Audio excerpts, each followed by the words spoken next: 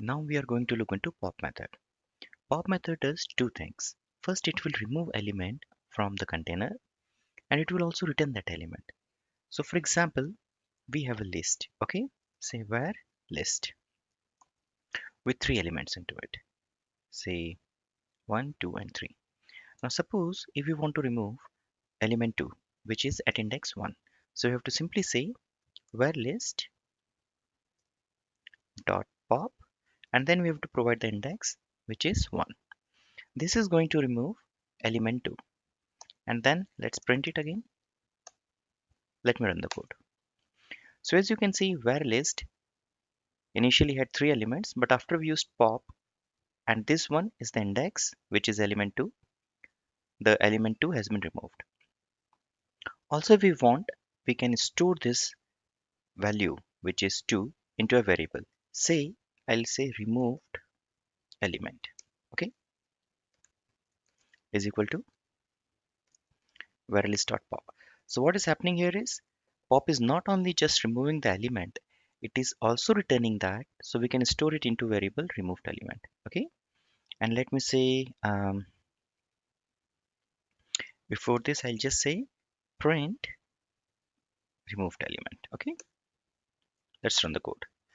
So as you can see, removed element 2 was returned by this method that we have stored in remove element variable, and the original list where list has one element less.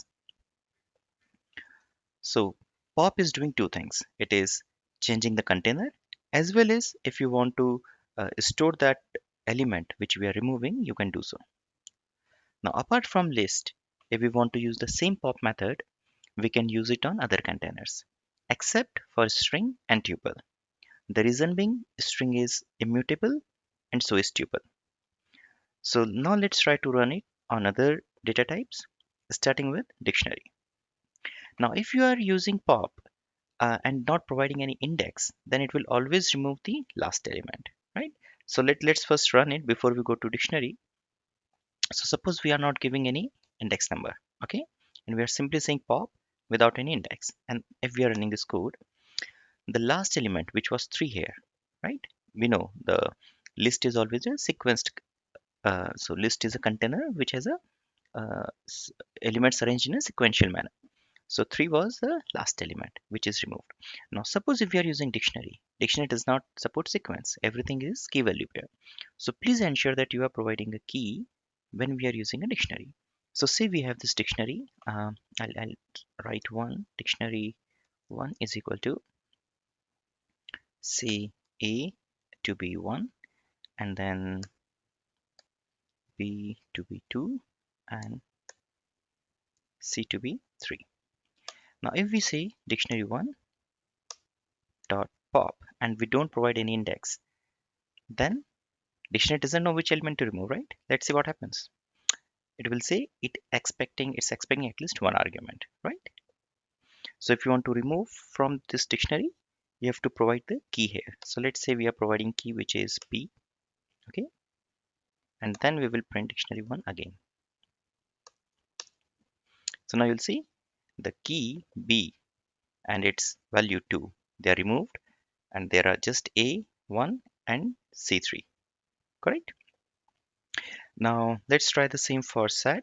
So say we have set 1 and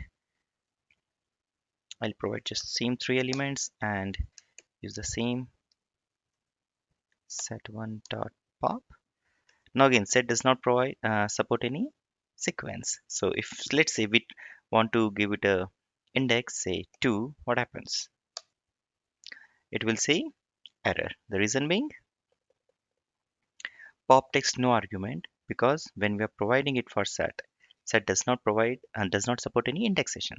So only thing we can do is we can simply use pop without any index and then let's print it again set1. So you'll see element 1 has been removed. So pop is very useful when you will be working with Python. It will really help you to remove the elements the from given index position. Also you can store the removed elements into a variable as we have seen here. Now let's look into remove.